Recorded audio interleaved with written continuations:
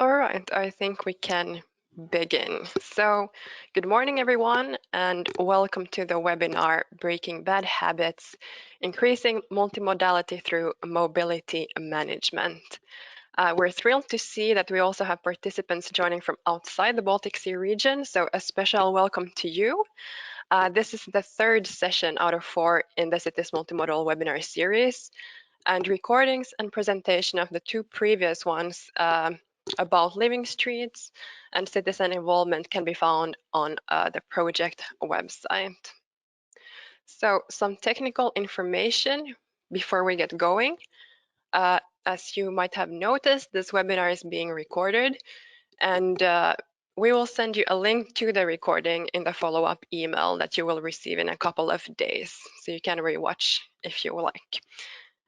You will be muted throughout the webinar, and if you at some point don't hear anything, check your audio settings and your audio input-output.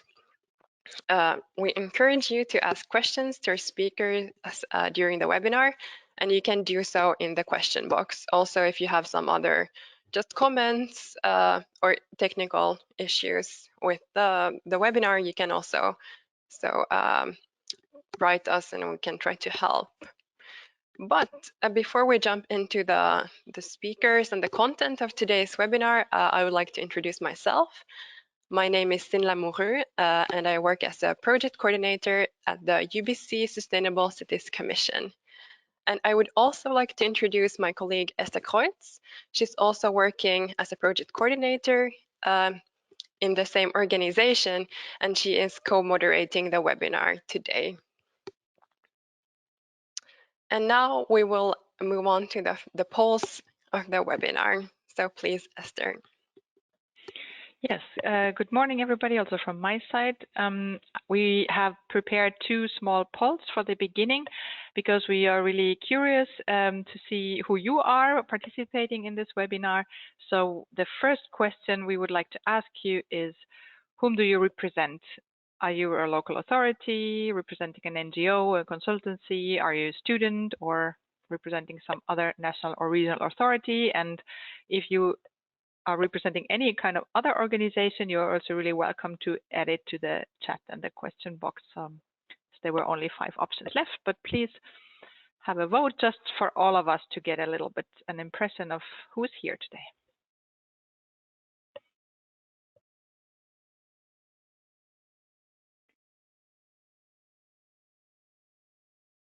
A couple of seconds more.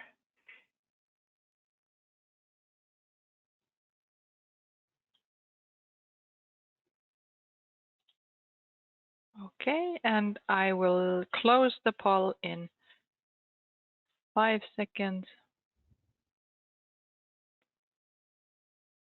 Okay, thank you. And here are the results. So very clearly, and as we also expected, of course, like the majority are from local authorities, and that's great to see because, of course, you are also the main target group we have with our webinars to share with you the results and the experiences from our partner cities. We also have students on board. That's great. Thank you very much. And now we straight come to another poll. Because something that we are also curious about is like we would like to know from you, how did you find out about the webinar? Because we have now realized that we have a lot of participants also from really outside our region. So we would like to know, how did you find out about this?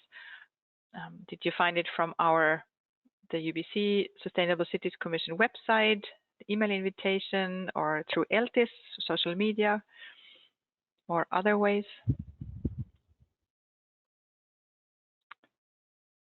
That's just something that is really interesting for us to see. Which ways do we use?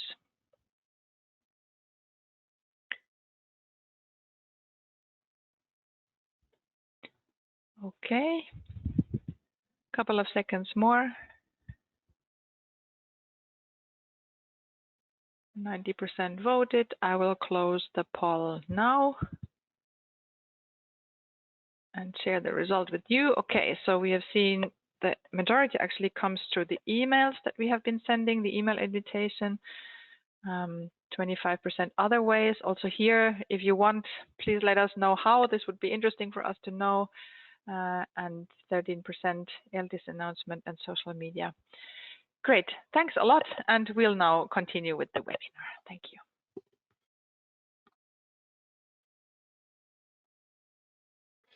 Yes, let's see. I think the poll is still showing for the audience. Or do you see the slide? Okay, great. So a few quick facts about this project, Cities Multimodal. Oh,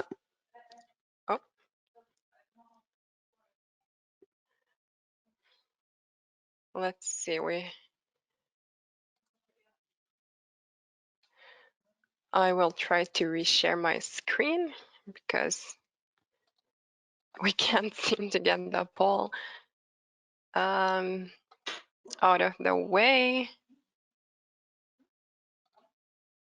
All right, now I hope.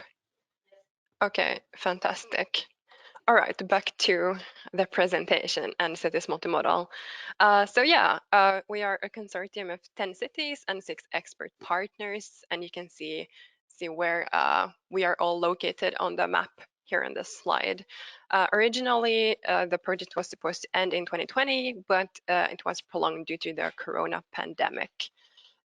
Cities Multimodal is an Interreg Baltic Sea region project, and more information can be found on our website, cities-multimodal.eu.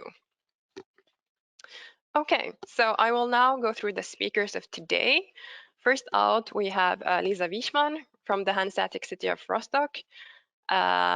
She also represents the lead partner of the project, and she will talk about how mobility management can help changing citizens' behavior and how we applied mobility management to the Cities Multimodal project. Then I would like to introduce our expert partner speakers. And first up, we have the Polish Union of Active Mobility, also known as PUMA. We have Rafał Glazik and Jan Rusek that will talk about their mobility campaign for city administration's mobile office active office, or active official, sorry. Then we have Jan Voss, who is also representing an expert partner. He represents the German Cyclist Association ADFC Schleswig-Holstein, and he will talk about walking buses and mobility days, mobility management with schools. And last but not least, Verena Engel from Team Red will present the city's multimodal toolbox for mobility management. And we will finish with a panel discussion. And as you already know, you can ask questions in the comment box throughout the whole webinar. And this is a golden opportunity to ask our experts anything, so don't be shy. But now let's move on to Lisa. The screen and microphone is yours.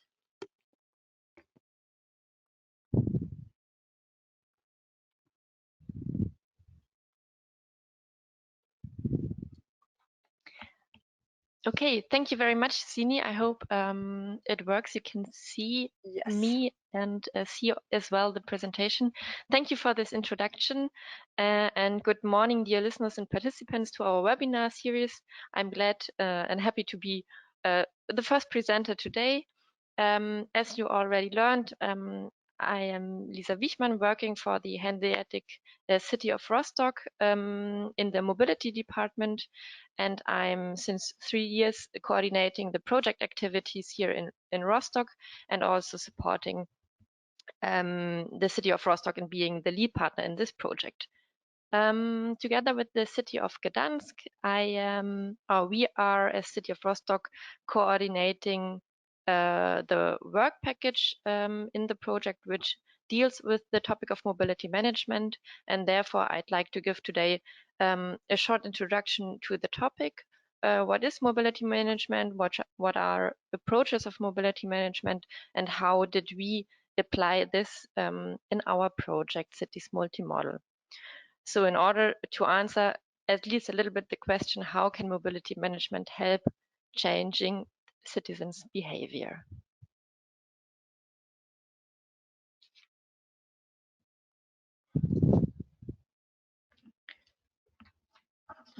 So yes, what is mobility management?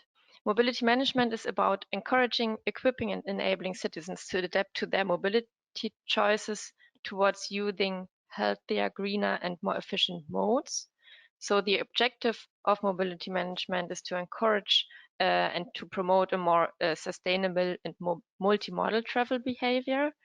And it is about reorientating demand of mobility. So the objective is also, of course, to reduce the use of private cars for mobility needs and instead to promote the use of walking, cycling, sharing opportunities or sharing options, or even or public transport. So this is the purpose and the objective of mobility management. Mobility management is about soft measures. So it's not about building bike lanes or building streets or so. It is about information, communication, coordination, and organization. So the better use of the existing infrastructure through these different approaches. And it's also about education. And the objective of mobility management is, so as we can sum up, to initiate a change of behavior towards a more sustainable and less car-oriented travel behavior.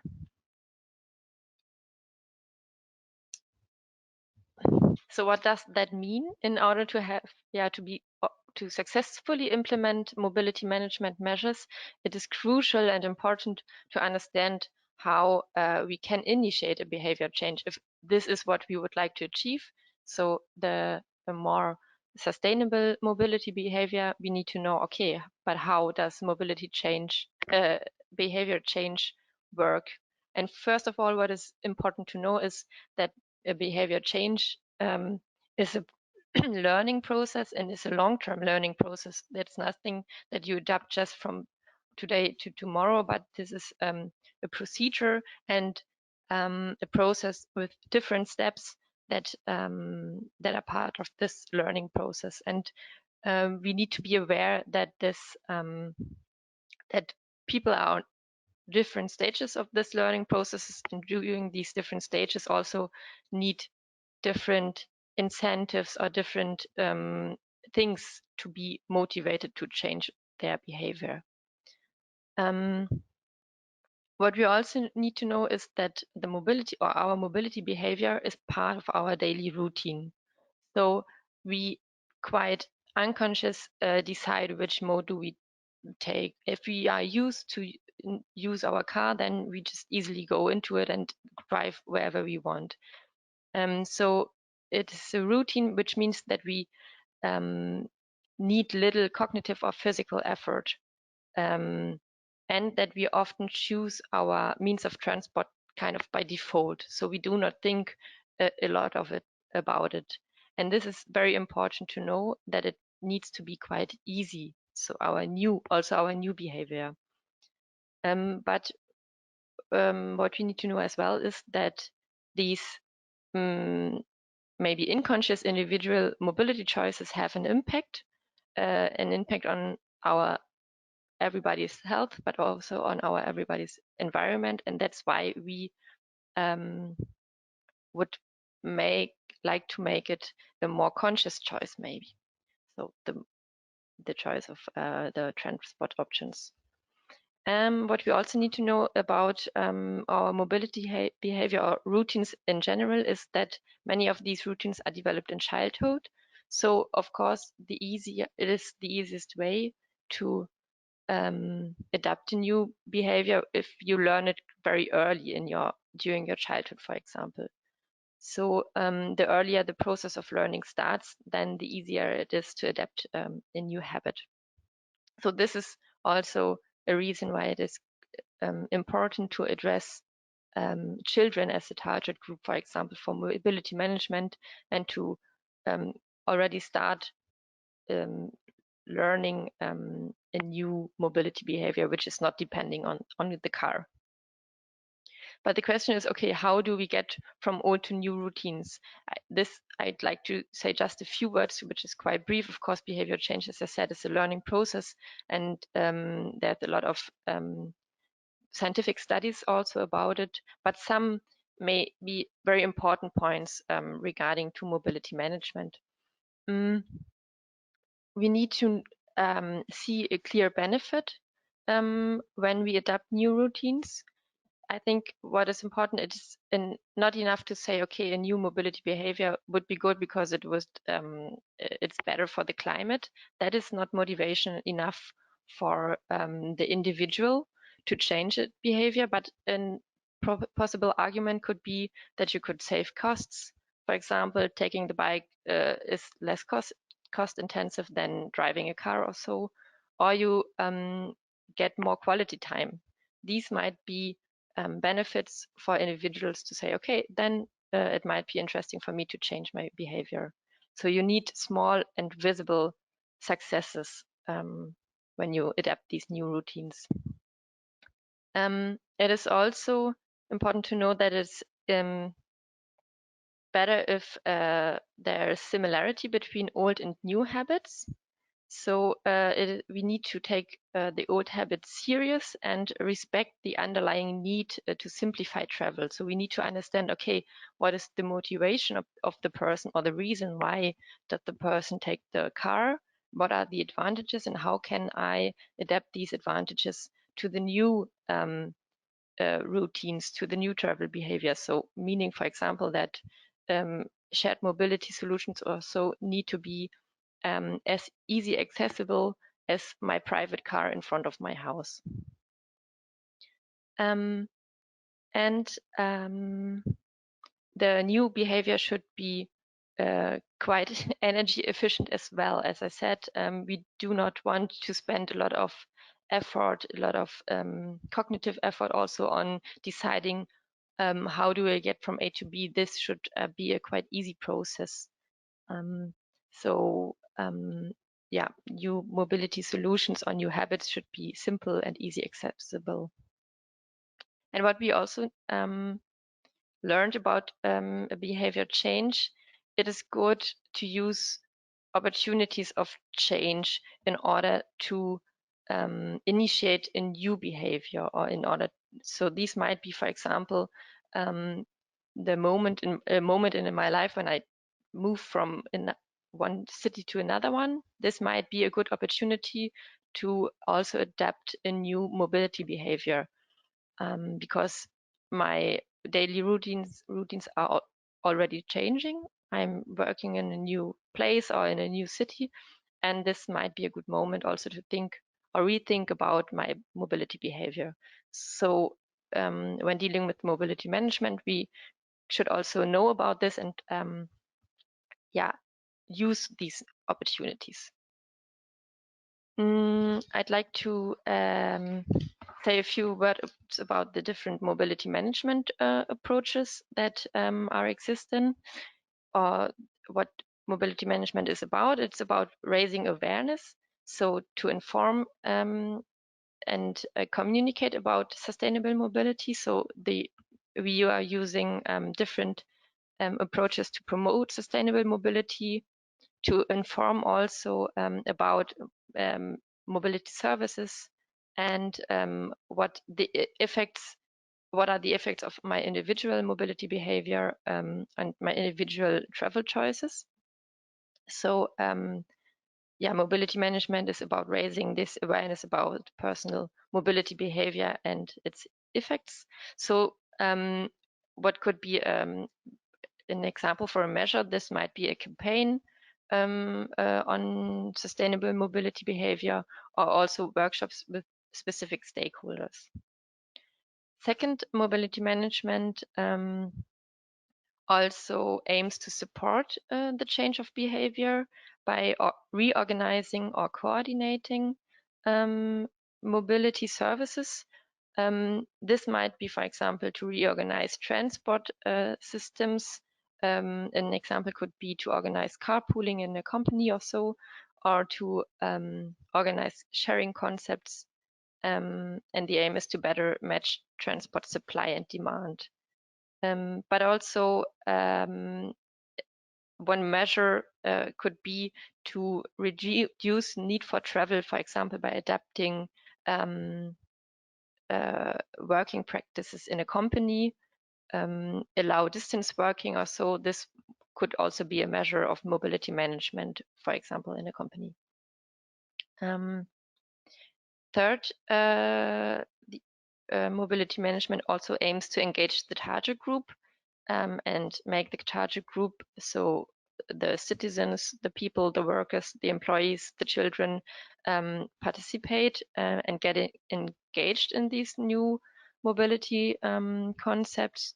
This is about getting to know about the needs of the target group and also to make them responsible and increase their acceptance for change, for changing their behavior through specific measures.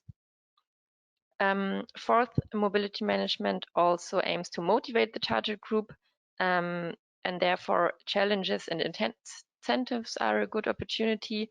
Mobility management is about, for example, organizing competitions or using this gamification approach, for example, in schools, organizing competitions between classes, which school class is the best, using most of sustainable transport modes and less the car, or also challenges between different companies. These might also be approaches of mobility management in order to motivate employees or people to change their behavior.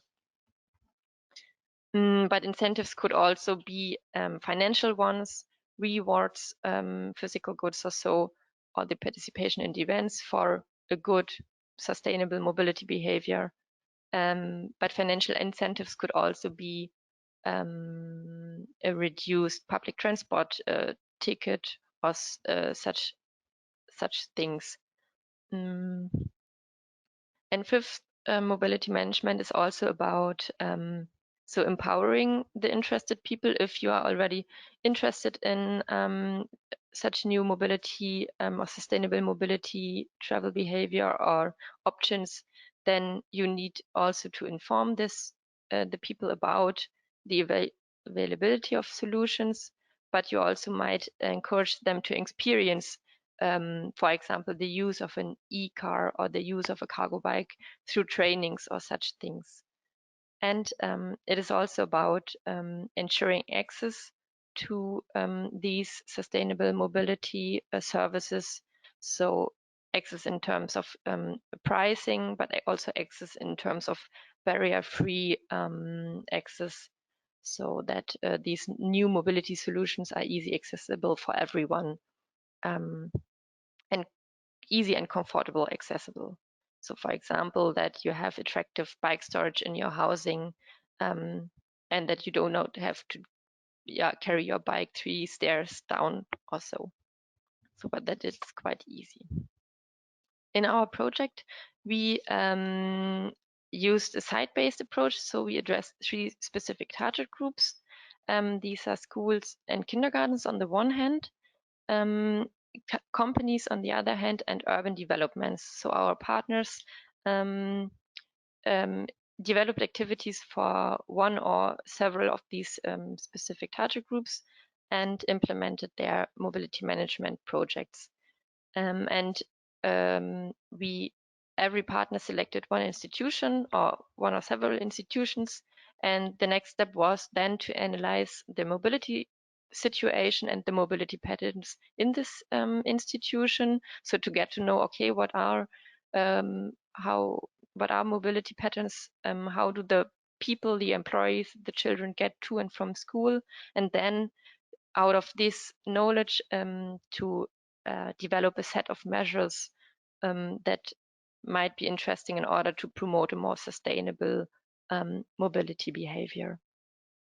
And then out of this set of measures, or this what we called mobility concept, the cities implemented one of these measures as a pilot, and then finally we evaluated the success. Lisa, if you could come to an end slowly. Yeah. And I think, yeah, you will hear and listen more about what our partners did in the following two presentations. Here you can see a brief overview. We had very different approaches. And now in the following minutes, you will hear and learn from Puma and the ADFC how they dealt with mobility management. Thank you very much, Lisa. Next up, as also Lisa mentioned, we have Puma represented by Rafał Glazik and Jan Rusek. So please, the screen is yours.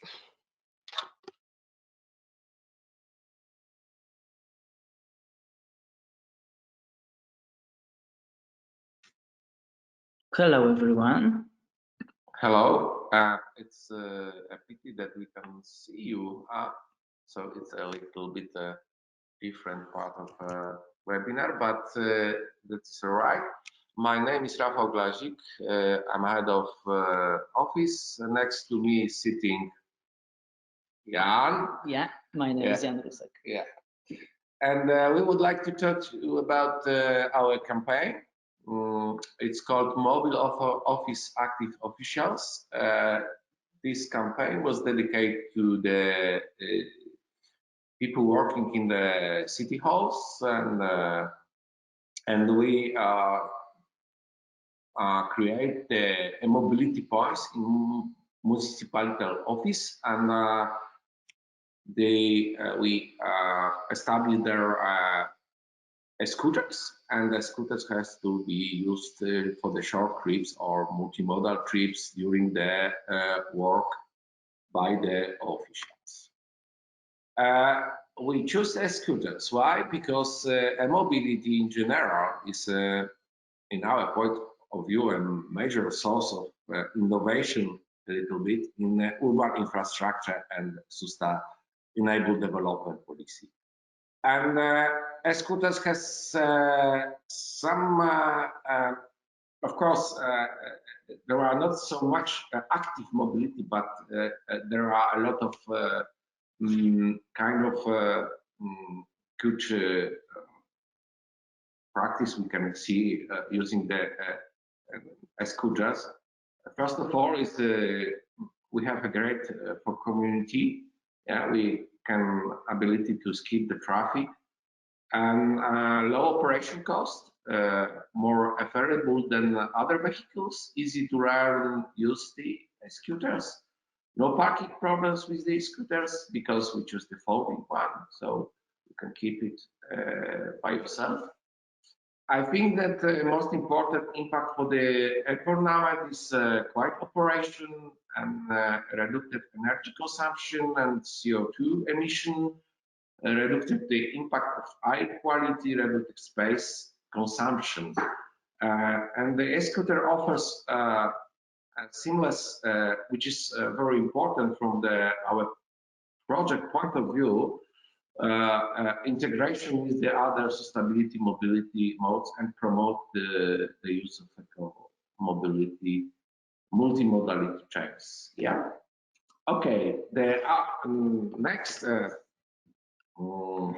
idea was to make city officials better way of benefits resulting from the use of light electrically powered vehicles, generally light vehicles, and because of and better understand the needs to improve the quality of local infrastructure needed by the users of the active and eco-mobility modes. It's mean that the scooter has a very small wheels, so if you use, for example, the infrastructures for bikes and other, so you can see better how much work the infrastructure needs, because the small wheels are give you each problems with these infrastructures give you feedback from the small wells much better than bigger one. And the last one, but not least, of course, some concept of the campaign was that the official should use this as a to the business trips. So we so that they will be used like encouraging employees to make short trips as a part of their daily work duties. So they can leave your car and use the scooter. Another one was encouraging employees to use multimodal form of transport. Example, scooters, rail or bus, or as a part of a business trips by eliminating the last mile problem. So it means that when the officials have to move to the other city, can use the rail or bus and fold the scooters, and after that use it again in the city when it's a direct destination. And the third one, familiarizing employers with the quality of local infrastructure used by user of active forms of mobility. I talked about this last slide. So the short information about the campaign overview, how we do it. We, Polish Union of Active Mobility, released the scooters from the bank, and the scooters were provided to the municipal office and for everyday uses. The scooters were offered to municipality and other selected local self-government institutions, most of them which are members of the Polish Union of Active Mobility, because we are association of the cities and commune. Most of them, of course, are associated partners in the city multimodal project.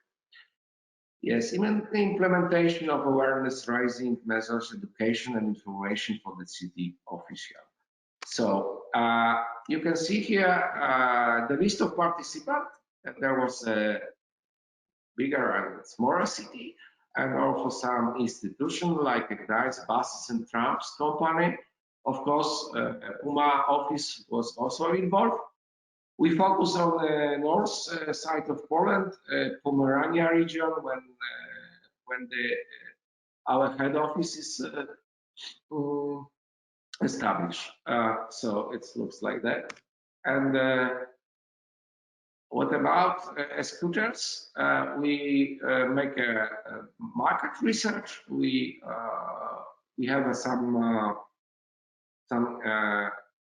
minimum requirements that have to be folded. They have to reach minimum 25. They have to be a speed limit, and of course, and the scooter should look nice and be a little bit fine with a design competition. Yeah. So very important of our campaign was to go with information and the visual identification to our participants, and I would like to share this part of presentation to Jan, which is our multimedia specialist. Please, Jan, say a few words about the concept of the visual and information campaign. Yeah, as Rafał said, we took care about proper exposure of our campaign. So we developed a dedicated logo, which refers a little bit also to the cities multimodal branding. And as you can see in the picture, we use the logo, for example, to personalize a little bit our e-scooters, yeah, to make a proper visibility of our campaign. Yeah. The next element of the visual part of the campaign was the posters. Posters in our campaign were something like the sign for the mobility point. So as you can see in the poster, there is quite a lot of text, and this is because you can find there the explanation. Yeah, what is mobility point? Why the e-scooter? How it all works within the campaign. In the poster also you can find some basic informations about operating and handling the e-scooter with the link to manual. And of course, on the bottom of the poster, there is instructions for the dedicated application for the e-scooters.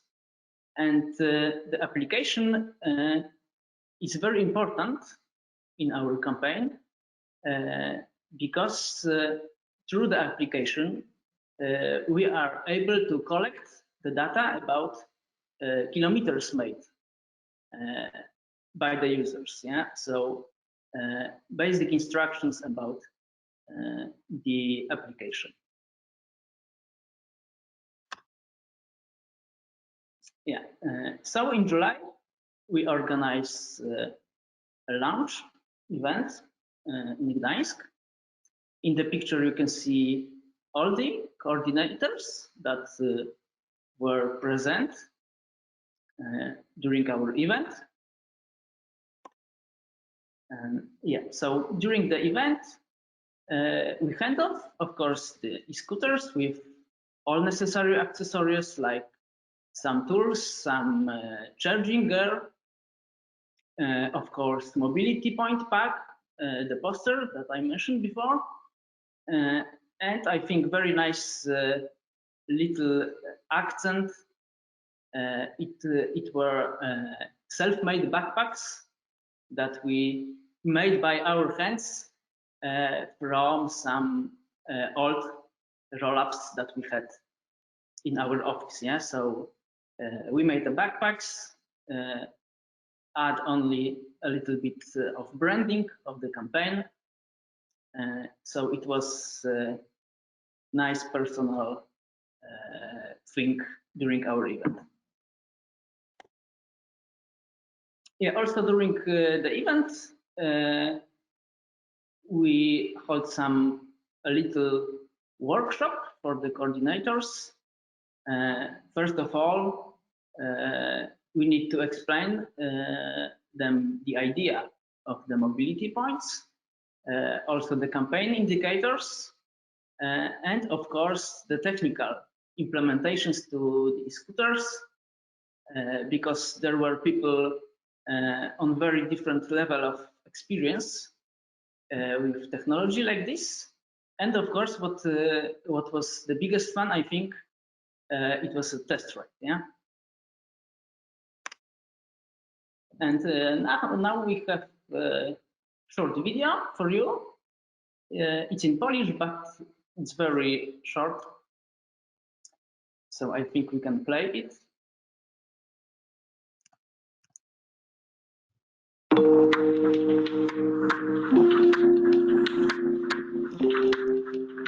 Polska Unia Mobilności Aktywnej w ramach kampanii Mobilny Urząd Aktywny Urzędnik przekazała samorządom członkowskim hulajnogi elektryczne. Hulajnogi elektryczne, moim zdaniem, to fantastyczny środek transportu. Jako pojazd służbowy sprawdzi się niesamowicie fajnie w codziennych sprawach, ale też w dalszych delegacjach służbowych, ale przede wszystkim to jest ogromna satysfakcja i ogromny fan jazdy na hulajnodze elektrycznej. Pierwszy raz miałam okazję dzisiaj przejechać się na hulajnodze elektrycznej i wrażenia są fantastyczne. Nie spodziewałam się, że to taka wielka frajda. W miarę tego, jak ktoś spróbuje i przekona się, że to jest takie fajne narzędzie pracy również, to myślę, że będzie wielu chętnych do korzystania z tej hulajnogi w naszym urzędzie. W Gdyni bardzo dużo spraw załatwia się bądź to między urzędami, bądź w terenie. Zamiast brać samochód służbowy, wiadomo, czym to się wiąże, no też za zajmowanie przestrzeni miejskiej, taki pojazd jest zdecydowanie bardziej wygodny, bardziej elastyczny, zdecydowanie myślę, że szybszy również.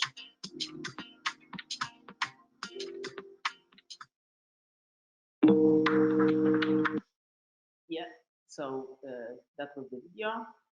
If you are interested further, we can of course make a translation and share with you later.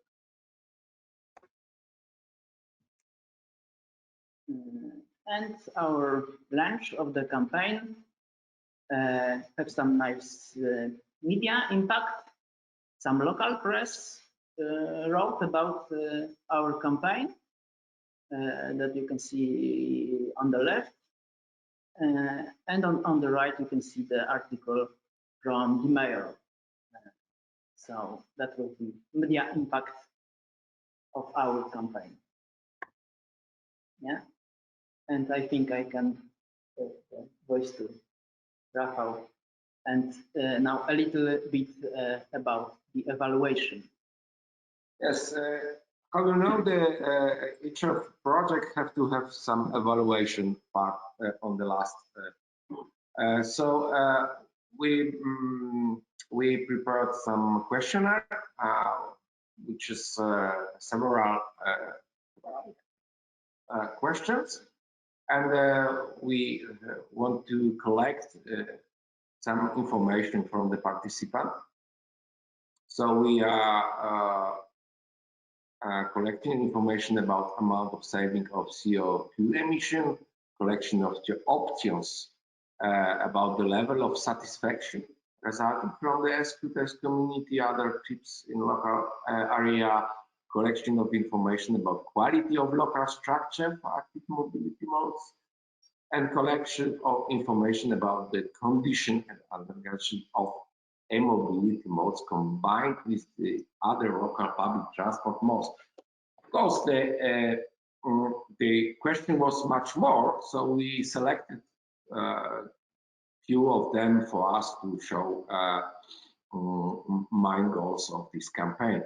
So because of after we launched the campaign, there was the coronavirus lockdown the country, the city. So the mobility has been a little bit changed because a lot of persons start to work from home office. So maybe we can expect much more kilometers traveled, but we have something like that. After the lockdown, we had a winter time, so it's also, but we have 5 years to evaluate and others. So during this, I don't know, 1.5 months, participants traveled close to 1,500 kilometers. We count that we save 289 kilos of CO2 emission. So it looks like that. I think it's something. The question about the results, the question was, did the scooter meet your expectation and needs in terms of everyday business trip? Assess the degree of evaluation satisfaction. How you see, this is a little bit different, like in the German, this number 6 is best one answer for us, of course. So you can see that 38, more than 38% of respondents said, yes, we are very satisfied. 29% was satisfied, 22% was they don't know, it's a little bit satisfied now. I would like to add that we had 45 respondents because more than one people has been using a scooter in the city also, of course. The next was the next question which I want to present. Did the scooter replace or supplement other ways of transportation used so far at the workplace for everyday business trips? So we have a result that exactly the supplemented existing ways was the best one we expected, and the second one, 30%, that even replaced some of them. So it's good. It looks very nice. Yes.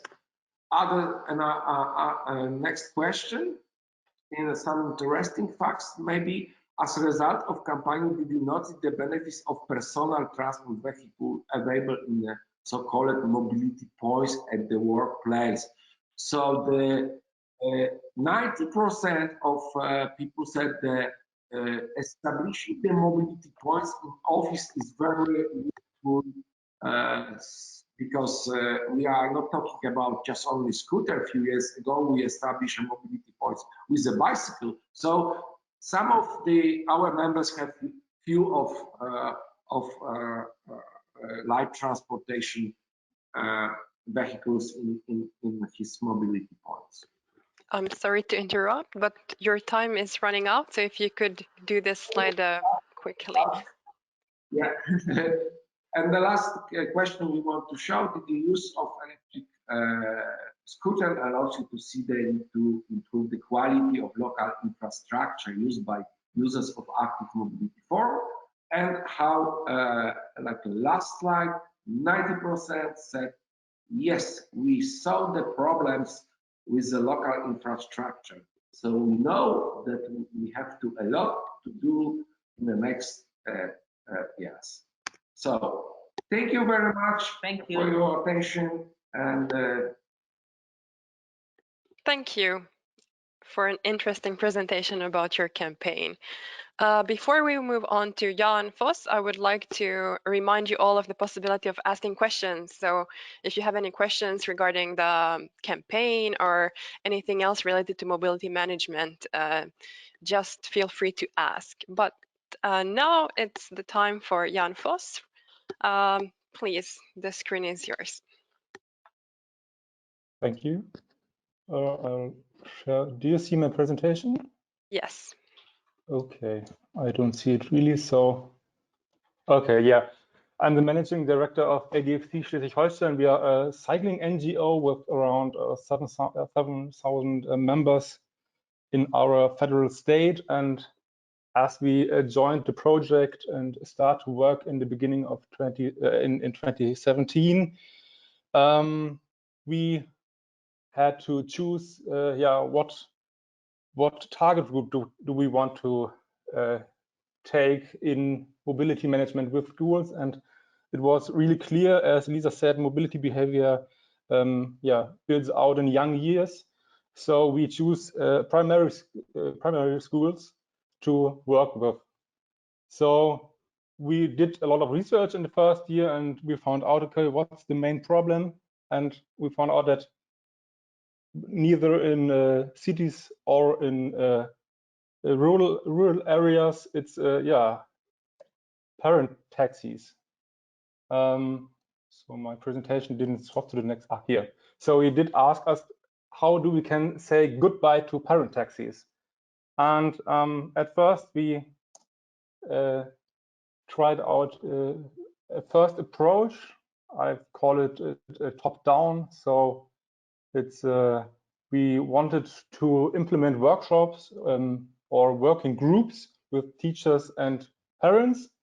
And last year we tried another approach, but I will come to this later.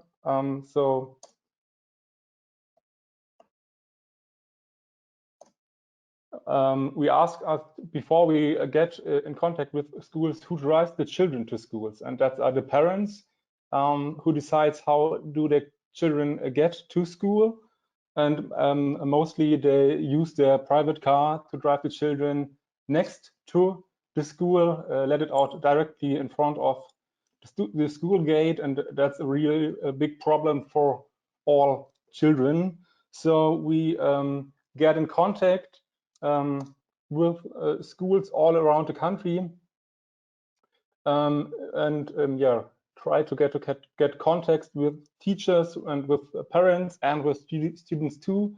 And we tried a lot of different measures to show what different ways of mobility to school are there, and what way of living streets all around school are possible. And for example, we tested out parking day. So that's the parking lot at the school in Norderstedt in Schleswig-Holstein before the parking day, and that's the same spot after or at the day, to show the teachers and the parents what place is lost for the children, can this be changed. So we tried with these workshops and working groups to build persistent groups of parents and teachers who work at their own school to raise awareness of sustainable mobility measures and to implement these measures at school. And one measure we focused on were walking buses. So this is a picture of a walking bus from a school in Kiel, the capital of Schleswig-Holstein. We implemented, and as my colleagues, I started in 2020 in the project, and the colleague who worked the last years with the schools told me a few things about the project before, that teachers and parents are very interested in mobility forms, that walking buses and parking days were very well received at the schools, and that the teachers and parents are very interested to make it work.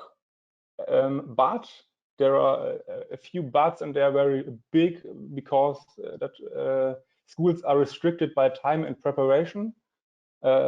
So teachers are interested in new mobility forms, but they don't have time. And we found at some schools an interested teacher, but this person says mostly, yeah, I would like to do it, but I don't have the time for it. Furthermore, there are no big financial resources at the schools to implement such new mobility measures. And the same situation is with the parents. They have to take care about their children. They have jobs too, and so they most don't have the time to work in working groups in their free time too.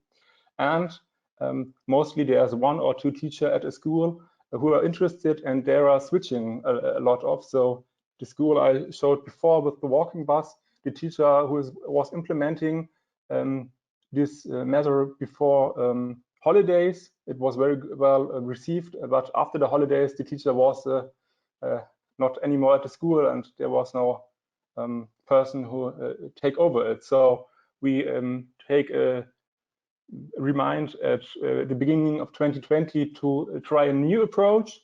When it's hard to get parents and teachers to change their behavior, why don't look at the other side? And why don't ask us what need children to be independent in mobility? And can't children convince their parents to let the car stay at home and let the children get independent to school? And as we are a cycling organization, we say, okay, try to make the children more safely in cycling and more confident in their own skills. So we worked out a concept for a mobility day, as we call it, with a big theory part and a practical part. And we were happy to start with it after the Easter holidays in 2020, so in April, May, June. But then the COVID pandemic starts, so we couldn't do it, but we had a lot of time to rework our concept and to get in contact with our colleagues in the ADFC all over the country. We have 200,000 members all over Germany, and we got contact to a colleague from Heidelberg. You see him in the picture, Michael Fröhlich. He's working in mobility management in schools since 15 years, and he's working with primary schools since this time. And so he had time to get to Kiel for a weekend and to work with us and to work on our concept and to show us where we can improve it. He shows us his bicycle parcours, who was improved since 15 years, and we built then our own at this concept. And it was very fun because we did what you should always do what you should teach. And so we all tried the parcours and tried the theory part. And it was very fun with around 10 people. 3 of our team and 7 volunteers from our organization. And so we tried, okay, maybe we could start in June, but the pandemic was there too. We couldn't go to school, so we had enough time to to create learning material. As you see here, this is a card how children that children can bring to their parents to start a walking bus. And we have another one to a cycling bus, so the same just for children who want to get to school together by bicycle. And after the summer holidays in end of August, the pandemic situation was so good that we could promote our mobility days, and we sent out one press information in end of August, and in 3 weeks we had over 15 schools get in contact with us and wanted that we teach about 30 classes with our mobility days. So we don't have that much of resources, but we wanted to go to 5 schools with 9 classes. The pandemic situation just led us to go to 2 schools with 4 classes. In October and in November we had a break because of COVID. But yeah, here you see my colleague teaching some children in outside the theory part. So our findings there were that it's very helpful to work with experts. It saves a lot of time and money in preparation of your concepts. It's a great demand in all areas. So the schools were from big cities as Lübeck, also as small towns in the rural areas.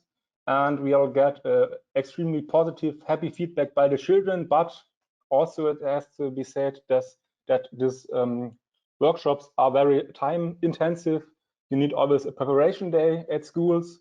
It is labor intensive. You need 2 persons for 1 mobility day per class.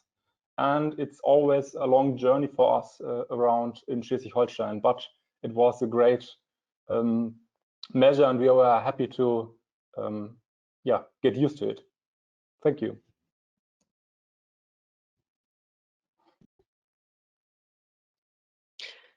Thank you very much for an interesting presentation about all your activities. Next up is Verena Engel, who will present the Toolbox for Mobility Management.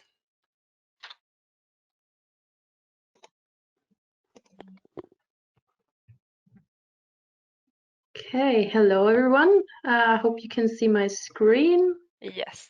It's being shared.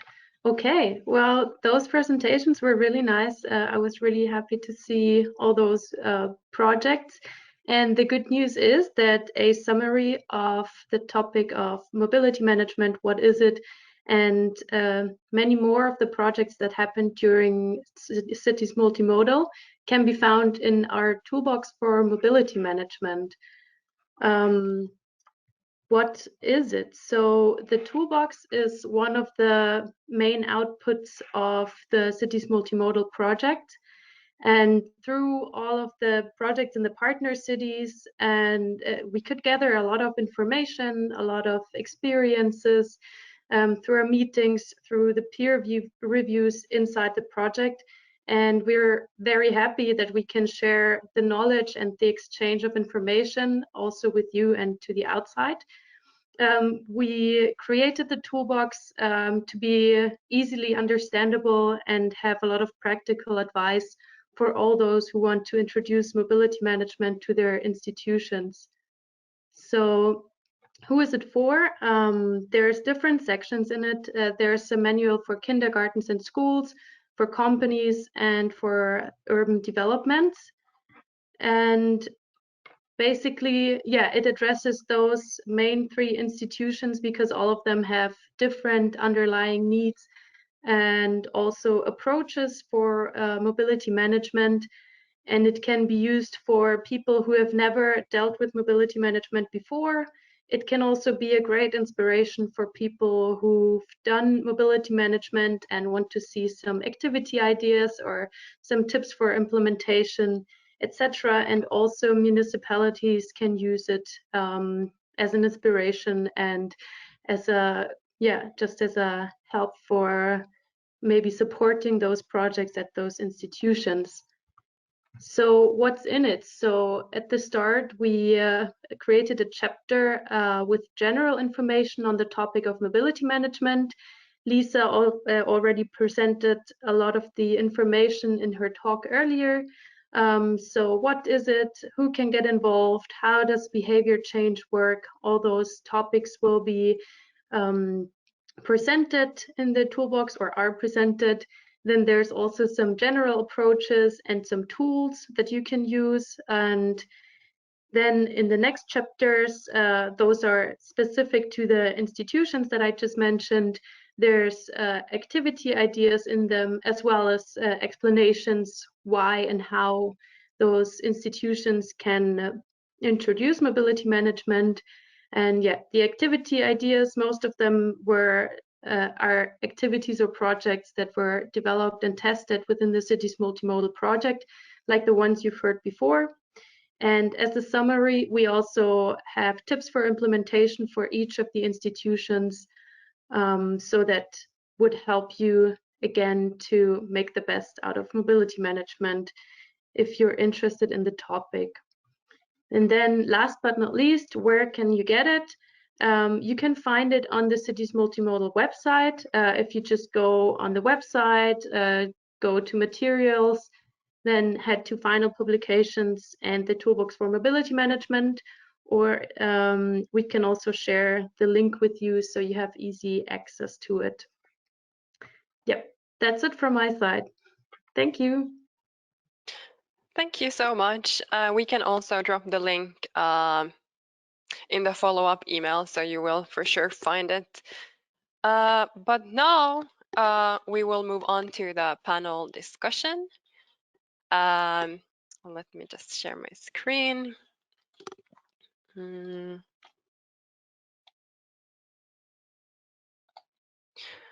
Yes.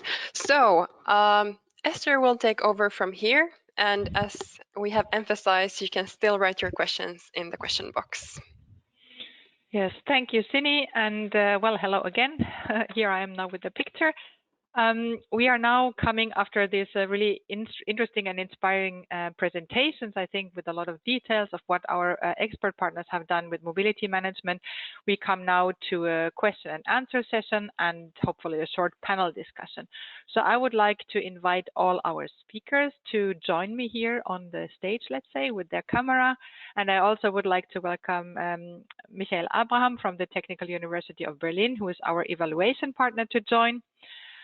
Who will give us a little bit insight into the other mobility management activities and the evaluation results.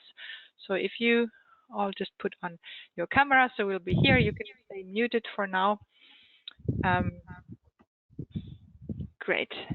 But we will start with a few questions, specific questions to Jan and Rafael from Puma that came from the audience. So just perhaps you can give a short answer on this, because I think you gave a lot of details, very practical details, really interesting also to hear your evaluation results of your campaign. So one question to you was that you seem to have applied a kind of a deficit knowledge model. Like how did you work in terms of motivating other groups that are already aware of sustainable mobility? So it seems, I mean, the campaign was aiming to really introduce this kind of let's say still like more like a basic approach. Okay, here you can use those scooters, but I guess still a lot of people are aware of or like we're aware of how this can help. How did you approach those groups of people that were already aware? Or what was like your basis of your campaign then? We don't hear you yet.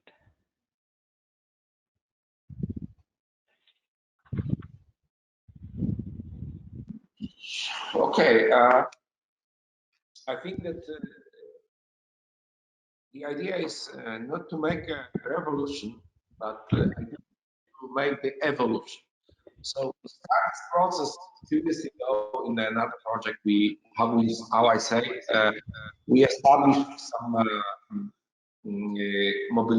first mobility points using the folding bikes, and this is the next step. So the process is just we don't want to push anyone. Yeah, we just want to give them the tools which then can use and do it. Change the mind in yourself. They have to feel that it's a good way to use it in a daily trips. So it looks like that. Okay, and just another question that comes also for your campaign, because I think it's been really interesting to hear like all those details, how you have organized it. What is the future of this campaign, or what is the follow-up? Like, will those cities and municipalities, will they now lease those e-scooters themselves after they have tested it with you, or how do you have any information? Like, how was it perceived? Do they continue with it? Yes, of course. How it was in the last project, the bicycles which was established in a city house, they are working. So now we have 5 years or less, if of course scooters maybe can broke or something like that. But the scooters stay in the city hall next time.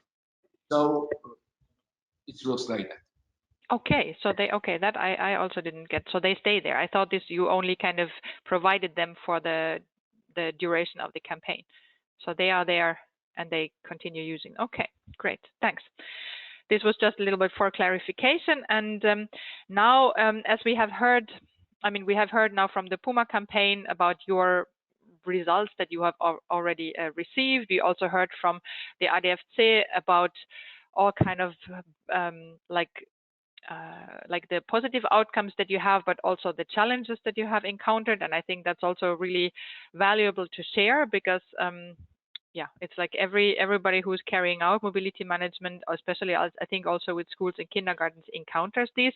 But I would like to now ask Michael for some insight. Like, you are aware of all the mobility management activities from also our city partners that also have carried those out with different target groups, and perhaps you could give us a little bit insight into your results that you have from evaluation. Like, what are the main barriers and the main drivers for mobility management, and how can, like, what kind of role cities play in initiating mobility management with those target groups? Okay, thank you, Esther. Good morning, everybody. You've not seen me before today, so I just introduce myself a little bit. I'm Michael Michael Abraham from Berlin Technische Universität. I've been involved in evaluation management of EU projects in sustainable mobility topics since more than 10 years now. So yeah, now I'm happy to be part still of Cities Multimodal. Coming back to the question you raised, what were the results from the evaluation that we found up to now? For this, I have to maybe disappoint you a little bit, because we have, of course, many mobility management measures in Cities Multimodal.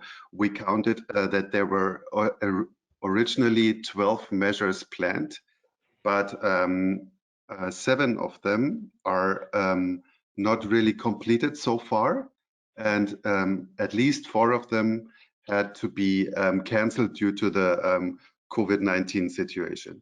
And this brings me to the point that we have many mobility management measures that were addressing kids and schools and very young people. And of course, all of these institutions had to be closed in 2020. So we don't have too many results so far, but we're still collecting the results because of course we are now in the last phase of the project, and we still have 6 weeks to go. So we are currently working hard on collecting the evaluation results that are there. And of course, they will be available on the UBC website at least, or we will post information there. Yeah, but what we could see so far, and we have Puma in this panel discussion, and they're very active in Gdansk. And Gdansk in general, they had, I think, at least 4 or 5 measures in mobility management, and they could complete some of them before the pandemic situation. And they also were addressing kids and at schools and kindergartens. And what we can tell from there is from the evaluation that the kids really could be motivated for the topic of sustainable mobility, and they could be that the awareness of the topic at all could be raised a lot through these campaigns or measures. And we found out already now that they are willing to use more sustainable modes in future. And we think that's an important thing because Lisa said it in the beginning as well. It's good to target kids with their with mobility issues because they, of course, transport it to the future. So this brings a long-term effect to our mobility future and to the change of mobility patterns. One short example, because you raised what we could found out, what is important for the success of such measures. Karlskrona is another city of cities multimodal, who completed measures, at least at parts. They had to stop it during the summer, but they found out that it's really important to address a wide range of stakeholders and actors in stakeholders and partners in the city. So it's really important to convince the politicians, the local politicians. It's important to convince the administrative staff who is dealing with the sustainable mobility issues. And also private investors like you do in Rostock, Lisa. It's really important to do a sound information campaign accompanying these mobility management measures. And this is also something we assessed with the evaluation activities in cities multimodal, especially when we are doing the process evaluation, which we are carrying out now in our last phase. Mm-hmm. Yes, thank you. I actually have connected to this, I have a question that I would now pose to both Lisa and Jan from IDFC. That what do you think? I mean, you're now one representing a city, and then Jan, you're representing like an organization. But I think you work closely with the city departments, etc. Like, if one of the biggest issues is to get this commitment also for the institutions, like what kind of role would you as a city administration, Lisa, for example, with your investors or your urban developers, or also then you as an organization, Jan, play to institutionalize mobility management in those institutions? As you mentioned, that one of the biggest barriers is that, for example, teachers, there's one teacher who is super excited about this, and then that teacher leaves, and then everything kind of starts again from the beginning. I don't want to have a solution now for you. I know it's a difficult question, but what do you think, or how do you see your own organization as playing a role, and how could this topic of mobility management be institutionalized there? Do you have any ideas or plans also? Perhaps we start with Lisa first. We don't hear you yet. You have to, I have, yeah, sorry, yes, I muted you at some point because you were were loud. Thank you. Yes, that's a good question. I think as a municipality, for example, if I take the example of mobility management for schools and kindergartens, the role that the municipality could play is to be kind of the coordinator of these different stakeholders that are dealing and that could provide some workshops also for mobility management, for example. So the city could kind of get an overview who could go into such a school and deal with the topic, for example, provide bicycle repair workshops also things like that, coordinating this and giving the framework, for example, to schools, and maybe encourage schools to just get to the municipality and to get this information and to start mobility management. I think that might be the role, for example, in this field that the municipality could do, and might maybe also provide financial incentives to finance also these different activities, because that's also always a question of money, I think. Yeah. Do you have something to add, Jan? Do you have how do you think this could be more anchored in those institutions? Not in municipalities at cities, but at the federal level. So the Federal Ministry for Schools, we got in contact with them and with the employee who was for mobility management at primary schools, and he told us, yeah, but we have such workshops. And then we talked with him, and then we'll get out, okay, here's a theoretical workshop, and we have had a practical one. So on the other hand, we got in contact with a lot of teachers who are interested, who didn't know about these kind of workshops. That is problem number one, they don't know it. So we will, so our job will be, and we will do it as an organization with about 25 local chapters all over the country to spread this information, to get in contact with schools, to share this information. But also the person who is doing this at for primary schools, he has 4 hours per week to do this job next to his regular job at the school. So we will work with the ministry to increase these numbers of schools, and he is the highest one in the organization, and for every chapter beneath him there are people too, but not all positions are there are not for every position there's a person who is doing this. So we will try to promote these things, and we will try to offer our mobility days after the cities multimodal project furthermore, because it was so a good experience. And, yeah, that's of course the idea of this project, to kind of make this kind of pilot activities first that will hopefully then be continued, and of course they might be need to be adapted, etc. But I think it's really important to be aware of this let's say problems, and I think what you now mentioned, okay, it's now of course a very German case in that sense that you have a federal ministry, but to actually also address and promote this concept to, let's say, the next level, like not only the teachers and perhaps not only the principal, but then to the next level, to those that perhaps make the decision that this has to be done in every school. That's of course a really good approach, and of course always the communication and the promotion and awareness raising on the political level as well. As you now, correct me if I'm wrong now, Lisa, but you are also working with the urban developers in Rostock, right?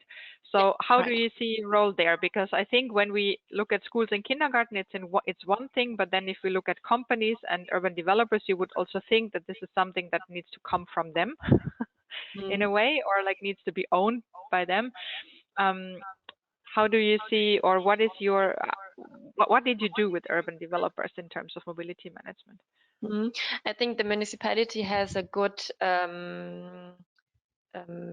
way to introduce this topic in the city of, the mobility management for urban developments, because every building project that is started in the city needs to certify that a certain number of parking spaces will be built.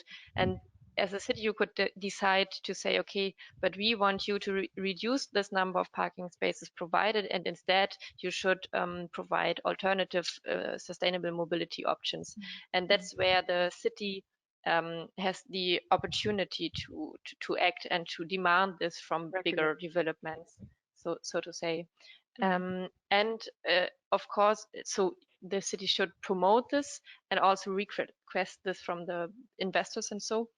And it's also about informing the different housing companies and so about this concept of providing alternative sustainable mobility options in their housing project. So it's also about organizing workshops, informing about what is a mobility concept for a housing area, what does that include and mean, and promote examples from other cities, for example. Yeah, thank you.